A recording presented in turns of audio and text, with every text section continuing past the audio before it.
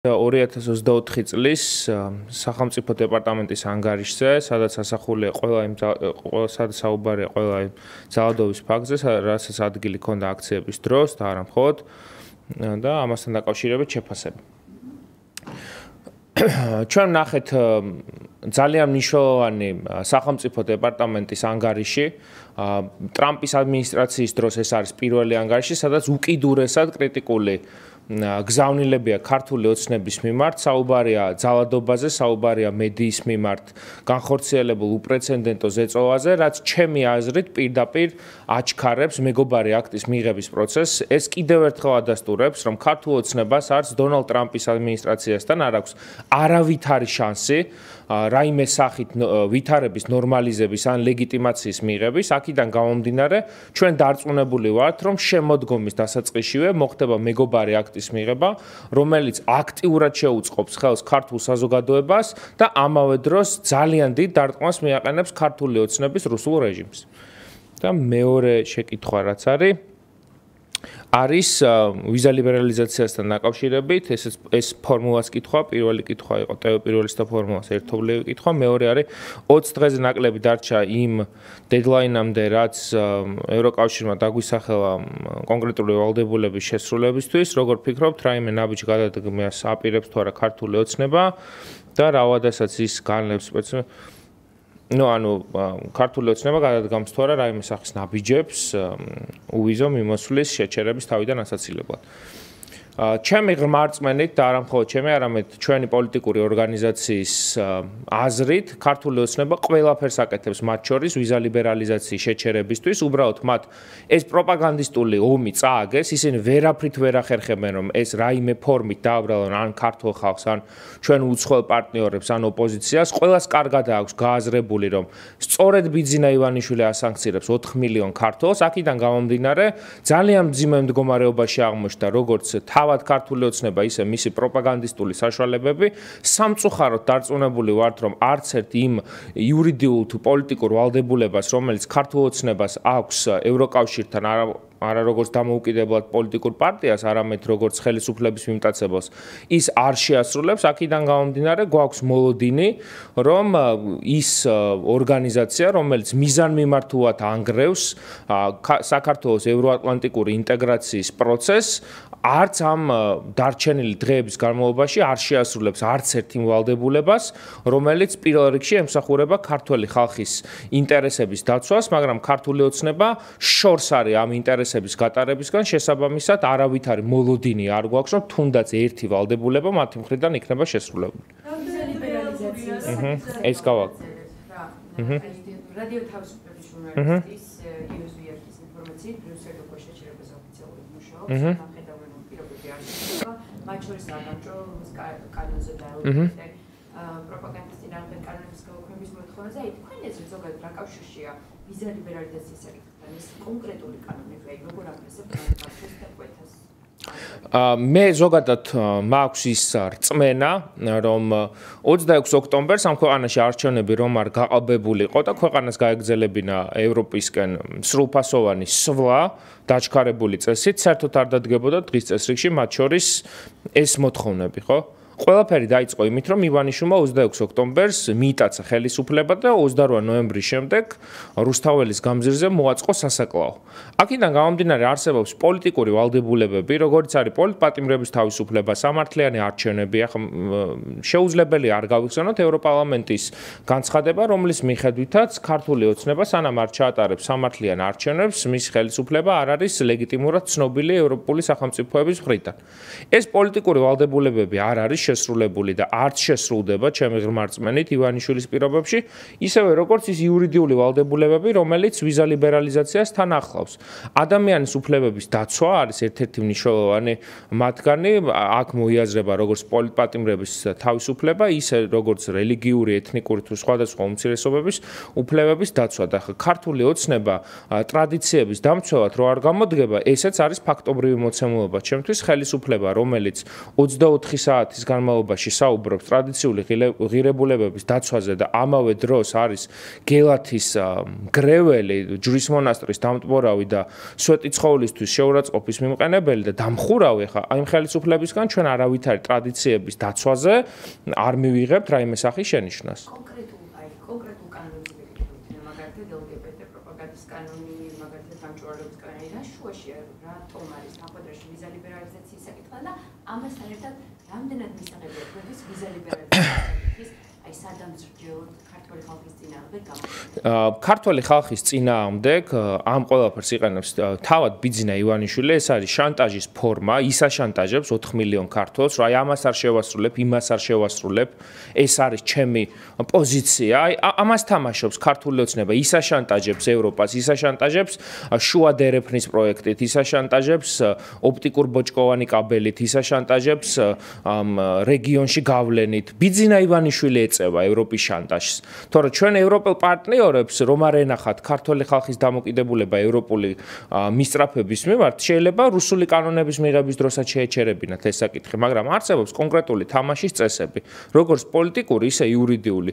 იურიდიული თამაშის წესები არის, რომ ადამიანის უფლებებს არ უნდა ლახავდეს შენი კანონმდებლობა, ეს ერთი და მით უმეტეს, როდესაც საქართველოს კონსტიტუციით არის გათვალისწინებული ქორწინების საკითხი და შეუძლებელია აქ ვინმეს რაიმე ფორმის ზეწოლის განხორციელების სურვილი კონდეს, იმიტომ რომ ამაზე უფრო მაღალი ლეგიტიმაცია შეუძლებელია კონდეს საკითხის მოწესრიგებას, მაგრამ ადამიანის უფლებათა დარღვევის ხარჯზე არ უნდა ხდებოდეს, ეს ერთი და მეორე ეს არის პოლიტიკური ვალდებულებები, რომლებიც არსებობს და რომელსაც ქართული ოცნება არ ასრულებს. მას წესით და რიგით ძალიან უნდა აწუხებდეს, როდესაც ევროპარლამენტი მათ აცხადებს არალეგიტიმურ ხელისუფლებას იქამდე, სანამ ჩატარდება საპარლამენტო არჩევნები. ამიტომ ჯერ ეს ვალდებულება შეასრულოს და მერე ინერვიულობს კანონების გაუქმებას.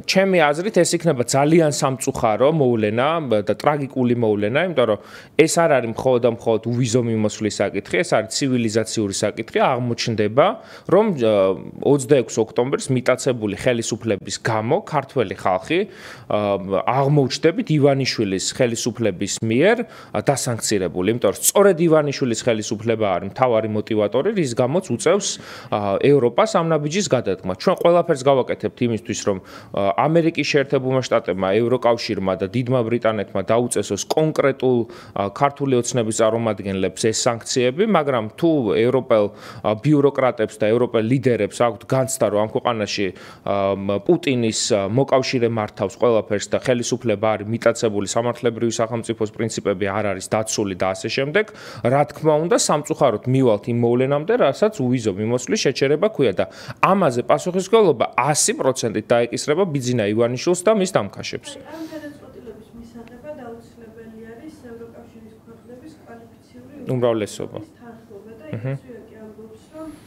ეს უმრავლესობა როგორც ჩანს უკვე მიღწეული არის. ეთქვენს რამდენად რეალური არის ეს ვიზა ლიბერალიზაციის შეჩერება? სამწუხაროდ ეს არის ძალიან რეალური, ამასთან დაკავშირებით შემიძლია ვთქვა, რომ ჩვენი საგარეო გუნდი აქტიურად მუშაობს რომ მაინც მოხდეს კონკრეტული ქართული ოცნების მაღალჩინოსნების სანქცირება, რასაც იგივენაირად მუშაობთ ჩვენ ამერიკის შეერთებულ შტატებში და დიდ ბრიტანეთში, ვინაიდან და რადგანაც მიგვაჩნია, რომ ივანიშვილის შანტაჟი, რომელიც 4 მილიონი ქართველის დასანქცირებას ისახავს, ყველაფერს გავაკეთებთ იმისთვის, რომ ეს არ მოხდეს. ჩვენ სახელმწიფოებრივი პოზიცია გვაქვს და არ გვინდა, რომ ირაკლი კობახიძის, შალო პაპუაშვილის და ივანიშვილის ტყვეობაში აღმოჩნდეს თითოეული ჩვენგან. აი ერთს მომწონს მოკეთ ვიზა ლიბერალიზაცია რაღაც აი ასეთი საფრთხე იქნება პირობითად ხო როგორც თქვენც აღნიშნეთ და თქვენც ეს რეალურია აი კონკრეტულად იმ კანონზე მიდეთ კითხოთ უნდა გაუქმდეს თუ არა კი ან არა მითხრათ მარტივად თუ აი საპირწონეს ვფიქრობთ რა მნიშვნელოვანია ერთი ვალდებულების შესრულება სამწუხაროდ არ იქნება საკმარისი. აი სულ რო გააუქმონ, ეს არ იქნება საკმარისი. აქედან გამომდინარე ამაზე მსჯელობაც რთულია. ხელისუფლებას, რომელსაც არ უწოდებენ ლეგიტიმურს, გინდა ეს კანონები გაუქმებია და გინდა არა. ამაშია მთელი საქმე. ჩვენ რო აი ეხლა გულზე ხელი დავიდოთ და რო ვიცოდეთ, რომ ამ ორი კანონის გაუქმებით შესაძლებელი იქნება ევროპული გადაწყვეტილების ცვლილება, იქნებოდა სხვა საკითხი. მაგრამ ეს ორი კანონი გინდა გააუქმონ, გინდა არა, ხელისუფლება გვყავს არალეგიტიმური და ეს არის ევროპარლამენტის ოფიციალური პოზიცია. ვაპირებთ რაღაც ამაზე. ჯერ სხვა გააკეთოს და ბოლოს ვიმსჯელებთ ამას. თუმცა იოზვიაკის ჭრილში რაღაცაუბრობთ ის ამბობს, რომ ან გამჭვირვალობის შესახებ კანონი და ოჯახური ღირებულებების შესახებ კანონი გვხვდება, ან ევროკავშირი გააუქმებს უვიზოს. იოზვიაკის მიღმა ჩვენ გვაქვს ევროპარლამენტის და ევროკომისიის ანგარიშები, სადაც მხოლოდ ამ კანონებზე არ არის საუბარი. საუბარი არის ხელისუფლების მიტაცებაზე, საუბარი არალეგიტიმურ ხელისუფლებაზე, საუბარი ახალარჩევნებზე, საუბარია პოლიტპატიმრების თავისუფლებაზე. აქედან ესენი პოლიტიკური საკითხებია, ეს არ არის სამართლებრივი საკითხები, პოლიტიკური საკითხები რომ გადაიჭრას, მე მგონია რომ მე სამართლებრივ საკითხებზე მშეობაც არ იქნება, მაგრამ გადაიჭრა, თქვენ როგორ ფიქრობთ, ეს ორი კანონი უნდა გაუქმდეს თუ არა ზოგადად? არ ვიცი, გამჭვირვალობის შესახებ კანონი, რომელიც მოქმედებს მხოლოდ და მხოლოდ არასამთავრობო ორგანიზაციების რეპრესიების მიზნით, არის ცალსახად ჩემი აზრით გასაუქმებელი, ან მინიმუმ ყოველ შემთხვევაში იმ დანიშნულებას არ უნდა ემსახურებოდეს, რაც აქვს, და ეს არის დასავლეთის წინააღმდეგ მიმართული კანონი და არა რუსეთის ფედერაციის მიმართ მიმართული კანონი. რაც შეეხება მეორე კანონს, სიმართლე გითხრათ, არ ვიცნობ და არ მჯერა, რომ ქართული ოცნება რაიმე ფორმით ამ ქვეყანაში იცავს ტრადიციულ ღირებულებებს. როდესაც ქართულ დედებს უწევთ ყოველდღიურად იძულებითი ემიგრაციით წასვლა და ოჯახის მიტოვება, როდესაც ქართული ოცნების მთელი პროპაგანდა არის აგებული რაღაცა მამაკაცის უკანალის დაცვაზე და როდესაც ქართული ისტორიული ძეგლები ყოველდღიურად ინგრევა, ამ ხელისუფლების მხრიდან რაიმე კანონის არსებობა, რომელიც იცავს ტრადიციულ ღირებულებებს, არის ასაცილო. რაც შეეხება ყბადაღებულ ქორწინების საკითხს, ეს საქართველოს კონსტიტუციით არის რეგულირებული და ის არ ექვემდებარება გადახედვას. აი რადი თავისუფლება აღწელებს ასეთ ინფორმაციას, რომ ჩინეთში დაკავებული ჩინოვნიკი ხდება ქართულში შეხვდა, მოგეთ ქართული ოცნების დელეგაციის წევრი, ისე აღწელებს, რომ მხოლოდ ქართული ოცნების დელეგაციის წევრებს ხდება, თუმცა არსებობს ფოტოები, სადაც არაერთი მათ შორის ამერიკის შეერთებული შტატების და სხვადასხვა ქვეყნის მაღალ ჩინოსნებს ხდება. ესეთი манипуляციები განცხადება აღნიშნავს. და ქართულ ოცნებას უკავშირდება მის გარდაცვალებას, თუმცა ბოლო წლების განმავლობაში 103 წლის განმავლობაში 160-ზე მეტი ქვეყნის წარმომადგენელს შეხვდა და მათ შორის იყო ენტონი ბლინკენი. აი რა მიზანი აქვს ამ შინაარსის განცხადებებს ზოგადად და რატომ კეთდება აქცენტები? საუბარი და შინაარსი ჩემი აზრით აქვს არა ხო მეც გამიკვირდა. საუბარი და შინაარსი დაკავშირებულია იმასთან, რომ ამ ქვეყანაში ჩვენ მიჩვეული ვიყავით ამერიკის შეერთებული შტატების პრეზიდენტების ვიზიტს, სახელმწიფო დეპარტამენტის ხელმძღვანელების ვიზიტს, წამყვანი თანამდებობის მქონე პირების, ან სახელმწიფო მდივნების ვიზიტს, ან ვიცე-პრეზიდენტების ვიზიტს, ან გერმანიის კანცლერების ვიზიტს, საფრანგეთის პრეზიდენტების ვიზიტს. ამას ვიყავით მიჩვეული და ჩვენ არ ვიყავით სოფლიო პოლიტიკის ობიექტი, ჩვენ ვიყავით სუბიექტი. და დღეს, როდესაც ამ ვითარებაში ვართ, რომ ირაკლი კობახიძე მხოლოდ ან დასაჭერ, ან სანქცირებულ, ან მოსაკლავად გამზადებულ ხალხს ხვდება, ხა იშვიათი გამონაკლისების გარდა, ხო? ახლა ირანში მას რაც დაემართა, ეს მე მგონი კომიკურია უკვე საერთოდ. ვისაც შეხვდა და ვისაც ხელი ჩამოართვა, ყველა მოკლეს. და ხა ამ ვითარებაში, როდესაც არის ხელისუფლება, რომ იმის მაგივრად, აი მაგალითად, ხო ძალიან გვაწუხებს ვიზა ლიბერალიზაციის შეჩერების საკითხი. იმის მაგივრად, რომ ეგრეთ წოდებული პრემიერ-მინისტრი ხდებოდეს მაკრონს, მერცს, მელონის, ამის მაგივრად ხდება ჩინელ მაღალჩინოსნებს, რომლებსაც მერე ჩინეთის კომუნისტური პარტიაც კი იშორებს და ეს სასაცილოა უბრალოდ, რა კომიკურ ვითარებაში აღმოვჩნდით. აი რატომ კეთდება აქცენტი მაინც და მაინც ქართული ოცნების დელეგაციაზე, როცა გითხრათ კიდე 160 ქვეყნის წარმომადგენელს შეხვდა ბოლო 3 წლის განმავლობაში და რა ინტერესი? ბოლო 3 წლის განმავლობაში. ბოლო 3 წელი. კი 26 ოქტომბრამდე ვის ხდებოდა, ეს არის ერთი საკითხი, როდესაც ხელისუფლებას არ ჰქონდა ლეგიტიმაციის პრობლემა. 26 ოქტომბრის შემდეგ ევროპაში ხდებიან მხოლოდ ვუჩიტს, ფიცოს და ორბანს, ამის მეც ვერავის ვერ ხვდებიან და ხვდებიან მხოლოდ იმ ხალხს, რომლებსაც ანკლავენ, ან ასანქცირებენ, ან ავტორიტარები არიან იშვიათი გამონაკლისების გარდა. ახლა რა თქმა უნდა, არსებობენ რამდენიმე ადამიანი არის, რომელიც პატივისცემას იმსახურებს, მათ შორის ბატონი ერდოღანი, რომელიც ამ სიაში შეუძლებელია აღმოჩნდეს ის ბევრად უფრო დიდ პატივისცემას იმსახურებს, მაგრამ ვითარება არის ისეთი, რომ ახლა ოპოზიცია რო ხდებოდეს მაგალითად ესეთ ხალხს, რომელსაც ხელის ჩამოთმევის მერე იჭერენ, ანკლავენ ან ტერორისტულ აქტებს გეგმავს ის ხალხი მანამდე და მე ამას ისრაელის მოსადი უსწორდება, დარწმუნებული ვარ, რომ ამაზე ყურადღებას გაამახვილებს სამთავრობო მედია, მაგრამ ჩვენ ხვდებით ცივილიზაციის ერთ ნაწილს, ისინი ხვდებიან ცივილიზაციის მეორე ნაწილს, რომელსაც არავითარი გავლენა არ აქვს საქართველოს. ეს არის სასაცილო და ამავე დროს სამარცხვინოც. ქართული ოცნების დელეგაციები შეხვედრიან, აქ იყო ენტონი ბლინკენის და ტონი ბლერის შეხვედრაც და აი ამ და როდის? ეს სპეკულაციები რას ნიშნავს? არა, სპეკულაციები არის ის, რომ ახლა ენტონი ბლინკენი რო შეხვდება ჩინეთის წარმომადგენელს, ენტონი ბლინკენი იყო ამერიკის სახელმწიფო მდივანი და ირაკლი ყობახიძე არის ბიძინა ივანიშვილის პირადი მდივანი. ძალიან დიდი სხვაობაა. მაგრამ რეალურად ხო ის წარმოადგენდა ჩვენ სახელმწიფოს და პრემიერ-მინისტრის სტატუსით იყო და რა ხო და ეს არის პრობლემა, რომ პრემიერ-მინისტრი, აი ვიზა ლიბერალიზაცია ხო ძალიან გვაწუხებს მე და თქვენ, იმიტომ რომ არ გვინდა მე ვიზების რიგში დგომა და ცივილიზაციის რაღაცა ჭიპში აღმოჩენა, ხო არ გვინდა მე და თქვენ. იმის მაგივრად რომ ამ ქვეყნის ეგრეთ წოდებული პრემიერ-მინისტრი ხვდებოდეს ევროპელ ლიდერებს და ცდილობდეს ხალხის გადარწმუნებას, ვის ხვდება? კომუნისტური პარტიის მიერ დასაჭერ ხალხს? თავისივე გუნდმა მოინელა. და ანუ ეს ფოკუსი აქვს არეული. დიახ არის და მათ შორის ერთიან ნაციონალურ მოძრაობას ჰქონდა ჩამოყალიბებული სტრუქტურული ურთიერთობები ჩინეთის სახალხო რესპუბლიკასთან. მაგრამ ქვეყნის ევროინტეგრაციის ხარჯზე ეს არ მომხდარა. ეს არის დიდი სხვაობა.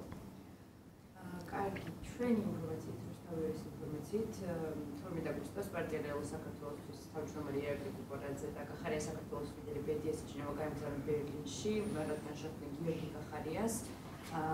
სავარაუდოდ კანდიდატებზე ერთთან ხვდებიან და სწორედ ამიტომ დაჭირდათ ბატონ გიორგი კახარიასთან ჩასვლა. ჯერ როგორ აფასებთ ამ ყველაფერს? მათ ვიზიტს გიორგი კახარიასთან და საერთოდ არ ვაპირებ ამის შეფასებას, მათ აქვთ გადაადგილების თავისუფლება, პოლიტიკის წარმოების თავისუფლება. მე მიმაჩნია, რომ ისინი არიან მცდარ ყალ პროცესში შესულები, ნებსით თუ უნებლიეთ. არ ვიცი, შედეგებს, რასაც მიიღებენ, ისინი ნახავენ 4 ოქტომბერს, რასაც ბიძინა ივანიშვილი გამოუცხადებს. გიორგი კახარია დაბრუნდება წინა საარჩევნებში, რომ მოარჩევნებში მისი პარტია მონაწილეობას აპირებს მაგალითად. არ ვიცი, მე გიორგი კახარიას ნაბიჯების გათვლა არ არის ჩემი თვითმიზანი და ნაკლებად ვარ დაინტერესებული და ვეჭვობ ეს პასუხი მის გუნდშიც გქონდეთ. კი, მორჩეთ. ისე ამდენი ხანი რა შეხვედრებით ხართ ქეროქეთ აფერ ჩამოდის პარჩა. ეს ისეთი შეკითხვაა. მე მგონია რომ არ ჩამოდის. მაინც რთულია ადამიანის, იმიტომ რომ ეს ხო მარტო პოლიტიკური ნაბიჯი არ არის, ეს გამბედაობაზეა დაკავშირებული. ახლა ჩვენ გვახსოვს მათი რიტორიკა, როგორი იყო მიხეილ სააკაშვილთან დაკავშირებით მათი გუნდის. ცოტა არ იყოს და აღვირახსნილი. რო ჩამოვიდა, მე რეიძახდნენ, რატო ჩამოვიდა მიხეილ სააკაშვილი და ხა მათ ვერ დავემსგავსებით ნამდვილად. რომ ახლა გიორგი კახარიას ბილეთი აუღოთ. ახლა ეს არ არის ჩვენი საქმე. იმიტომ რომ ისინი ამ სიგიჟემდე იყვნენ, მათი მხარდამჭერები და არა მხოლოდ მხარდამჭერები, პარტიის წევრების ნაწილი თავის დროზე რაღაცა. ლეოდა კახარია როგორ ფიქრობთ, მიხვდებიან ლეოდა კახარია? კი. მიხვდებიან რომ არის სწორი გადაწყვეტილება მიღეს 4 ოქტომბერს. 4 ოქტომბერს ბიძინა ივანიშვილი ისეთ რამეს გამოუცხადებს, რომ სხვა გზა არ დარჩებათ. 8 საათზე მიხვდებიან, რომ ძალიან დიდი შეცდომა. გამარჯვება, მე რასაც უყურებ ნებისმიერ მედიას, მათი მხრიდან სიტყვა გამარჯვება უფრო და უფრო იშვიათად მესმის. და ამიტომ ახლა ვერ ვიმკითხავებ კახარიას мотиваცია რა არის. გამარჯვება რომ არ არის, ეს ცხადია. მაშინ რჩება ლეგიტიმაციის. ნუ არის ის რომ ყველაზე კარგ შემთხვევაში მათთვის საკუთარი თანაგუნდელების დაბინავება და 800 ლარიანი ხელფასების დარიგება.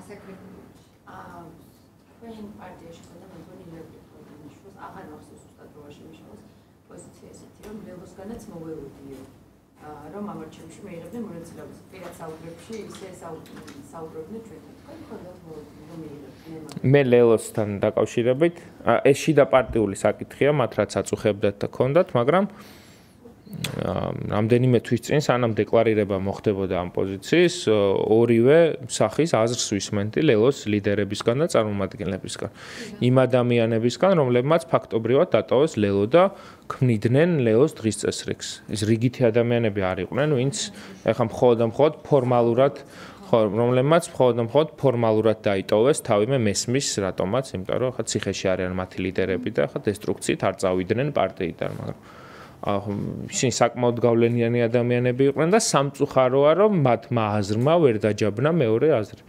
იმიტომ რომ ბევრად უფრო მარტივად იქნებოდა დღეს ოპოზიციაში ვითარება, ლელო რომ არ იღებდეს ამ სპეცოპერაციაში მონაწილეობას.